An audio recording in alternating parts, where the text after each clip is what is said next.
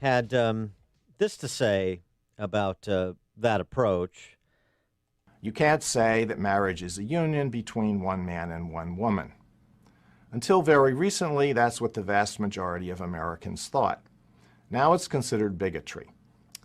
That this would happen after our decision in Obergefell should not have come as a surprise. Yes, the opinion of the court included words meant to calm the fears of those who cling to traditional views on marriage.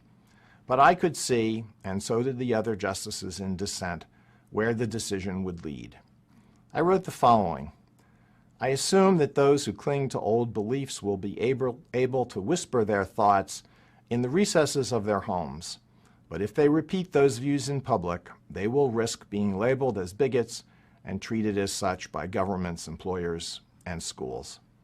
That is just what is coming to pass. And it's not just on that issue, of course, it's on every issue, because appeasement is provocative. And so is the court deferring. The high court, the conservative majority court, we're told. Justice Alito and Justice Thomas dissented in the decision by the United States Supreme Court on Monday to turn down Texas and, by extension, more than a dozen other states in a suit against the state of California that went into effect in 2017, instructing the Attorney General to blacklist states with less progressive, quote-unquote, policies on gay rights, transgender policy, or religious liberty than California. For example, Texas was identified because it does not compel religious child welfare organizations to place children with same-sex parents if it violates the rights of conscience of those organizations. California law bars the use of public funds for travel to any of the 12 states that they have blacklisted. So this invokes the Commerce Clause, and because this is a matter of states between states, Texas said, well, here, Supreme Court, you have original jurisdiction here. You need to settle this. They declined to take the case, and as the Wall Street Journal opined, by failing to take a stand early, the justices will make such a moment more politically fraught and more likely. It's the same principle at work that Sam Alito was describing happened culturally after the Obergefell decision. Once I have my position institutionalized, now I'm going to use it as a sword to eliminate dissent. That's the culture. And it's a problem. For more on this, we're pleased to be joined by Lionel Shriver, contributor to The Spectator, best-selling author of We Need to Talk About Kevin, which was also optioned into a movie you can check out. Tilda Swinton, if I'm remembering correctly. And most recently, The Motion of the Body Through Space. She is also a contributor, as I mentioned, to The Spectator, where she's written about these topics in no uncertain terms. Lionel, thanks for joining us again. Appreciate it. It's nice to talk to you again. Well, so this... although my most recent column was not about same-sex marriage, it was about reparations. Right, but more generally, even your point, your column, who fears a society that hates itself, and that's really the thing that's consistent across all of these topic areas. Is you have a certain cadre of the privileged, if I dare use that term, who despise the West, whether it's the tradition in Britain or the tradition in America. And across the identitarian spectrum of issues, they are prosecuting their case against their society. Well, I think we've got a problem because internally in Western countries to trash your own country is to leverage your own status. That is, it makes you look good. I don't know quite how we got here, but that's the truth. But from the outside, it looks like a country that has completely lost faith in itself, and especially to the likes of China and Russia. It looks like weakness. And it's the Chinese are incredibly patriotic, and they have it drilled into them from an early age that basically they're the greatest country in the world and the greatest people in the world, and in fact, quite the opposite of the West, where we're constantly mining our history for the most egregious things we've ever done. the Chinese are very good at completely eliminating anything from their history for their peoples that doesn't comport with how they think of themselves. And then what do you think of this? Most Chinese have never heard of Tiananmen Square. Yeah, because they control what they teach the kids. But now we're teaching kids critical race theory. And do you think that teaches kids to hate this country and each other? Well, it's a very ugly way of looking at people, this CRT, as we're now calling it familiarly. And yes, I mean, we've instilled curricula in public schools that teach white students to be ashamed of themselves, to essentially believe that they were born racist, like original sin, and that it is their job to somehow make up for having been born, well, let's not mince words, evil, right? Right. And at the same time, I mean, you know, that cannot be good for a kid who barely understands anything. I mean, you know, we come innocent into this world, and they're trying to figure everything out. And this is what they're told. They have no reason to question it. They're not old enough to question it or to put it in historical context, or much less put it in a political context. But I think even more damagingly, we're also teaching minority students that they're doomed. That the whole power structure of the country is aligned against them, and so there's no reason to make an effort to improve their circumstances, or for that matter, it seems to me, to learn anything. After all, we're also telling them that they're being fed white knowledge, which doesn't pertain to them or is a terrible imposition. So this is also not a formula for getting to work, for self-improvement, for optimism on one's own behalf. And in a lot of ways, this, however perversely, this critical race theory thinking is a way of nailing down racism and perpetuating it, and also perpetuating the very power structures that they perceive to be the enemy.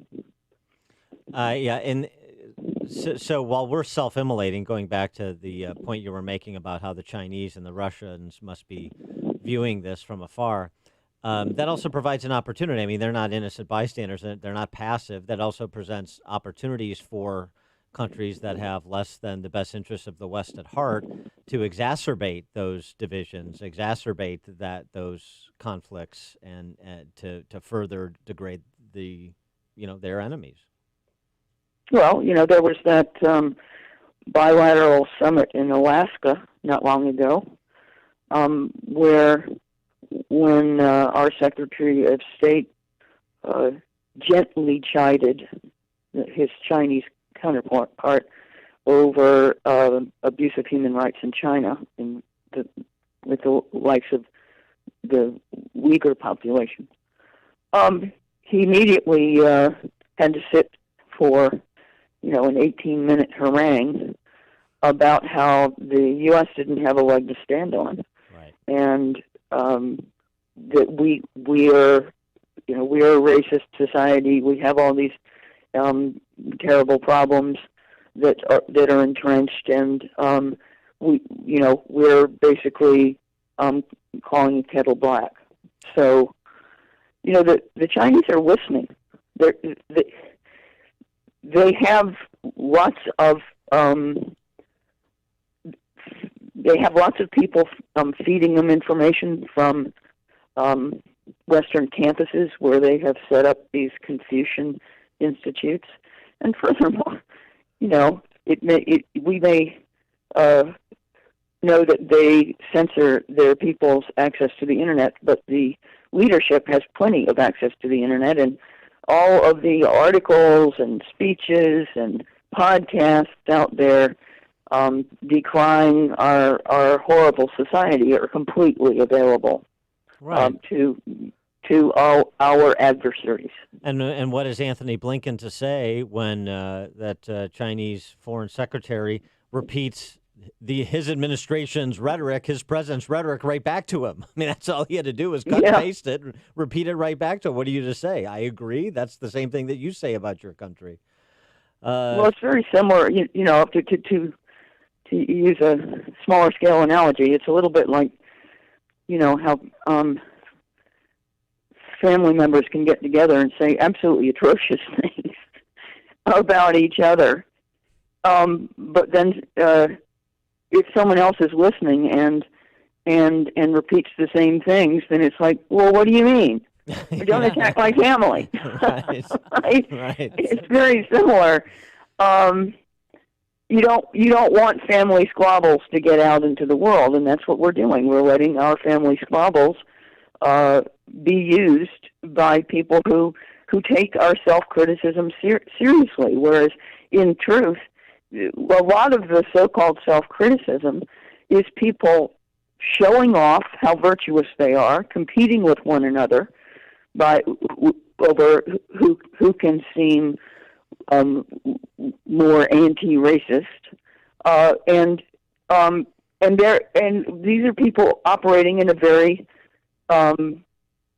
provincial context. And the irony also is that a lot of these people who claim to feel terribly guilty, well, I don't even buy it. They don't feel guilty. They feel good about themselves. A lot of this is about making other people feel bad about themselves. Yes, exactly. She is Lionel. And that's fun. That's a lot of fun. It is for some, apparently. For some, yeah. And there's. Well, it's not my idea of a good time. No, I know, and there's one other thing too, and then there's some people that are hustling for a paycheck. That this is industry for them too, and this pays pretty well. Look at the money that Black Lives Matter has raised over the last year. It's become the whole anti-racism thing has become a huge industry. Right. It's making certain people, a small collection of people, a fortune. She is Lionel Shriver, a contributor to The Spectator, best-selling author of We Need to Talk About Kevin and The Motion of the Body Through Space. Lionel, thanks as always for joining us. Appreciate it. Enjoyed talking to you. Yes, thank you so much. And she joined us on our turnkey.pro answer line. If you're talking about it, Dan and Amy are talking about it. It's Chicago's Morning Answer on AM 560. The Answer. If you're employed in manufacturing or assembly, or want to be, there's a company in the western suburbs that wants to talk to you right now. This is a company that not only employs skilled labor, but appreciates it and values the work you do. This is Greg Raskushka, president of Magna Schultz of America. We're a family-owned company where time with the company is measured not in days or months, but years and decades. Opportunity for advancement is always there, and your hard work is appreciated every day. Our company is growing. We have full-time openings for assembly operators and CNC Swiss machinists. Magna Schultz of America is always considered a high-tech leader in our industry, and we're on a journey to be enduringly great. Be part of our group of curious, gritty team members that take ownership and pride in their work and the company. A place where your problem-solving skills are appreciated. Here's how to connect. Call 630-789-0600. Magna Schultz of America is hiring right now and wants your skills. 630-789-0600. I love this golf course, but it is very challenging. Of course, I'm talking about our annual golf outing. It's going to be Monday, June 28th at the challenging Mistwood Golf Club in Romeoville. You'll enjoy a full day of golf, which includes lunch and breakfast or dinner. But you'll also receive an AM 560 marketing package if you own a company and you want to elevate your business, take it to the next level. The marketing package includes 25 one-minute commercials that will air Monday through Friday right here, along with a free digital marketing analysis. And for a foursome, it's $1,196. Part of that will go to our good friends at the 100 Club of Illinois. You know who they are.